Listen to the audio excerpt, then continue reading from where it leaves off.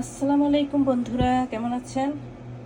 বন্ধুরা, আজকে আমরা খুব সিম্পল ইফতার করব। দেখেন, পেঁয়াজু বুট কিছুই নাই, কিছুই খাবো না। ভাজি পোড়া তো খাওয়া ভালো না। দেখেন কি রান্না করছি। এই যে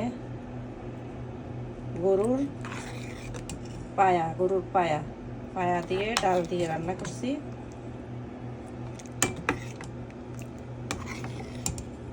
এই যে গরুর পায়া। আর কি রান্না করছি দেখেন, এখানে একটু চিংড়ি মাছ দিয়ে, শুটকি দিয়ে, আর দুই এক টুকরা কাতল মাছ দিয়ে, যে কাতল মাছ দিয়ে, শুটকি দিয়ে, চিংড়ি মাছ দিয়ে একটা মানে করছি, দু পায়জার মতো করছি। সুন্দর হয়েছে, লাল লাল হয়েছে কালারটা, খেতেও মজা হবে মনে হয়। যাই হোক, আজকে আমাদের ইফতার এগুলো হবে। আর সাথে থাকবে সাদা ভাত। এই যে সাদা ভাত রান্না করছি। তবে সাদা ভাতের মধ্যে কি দিয়ে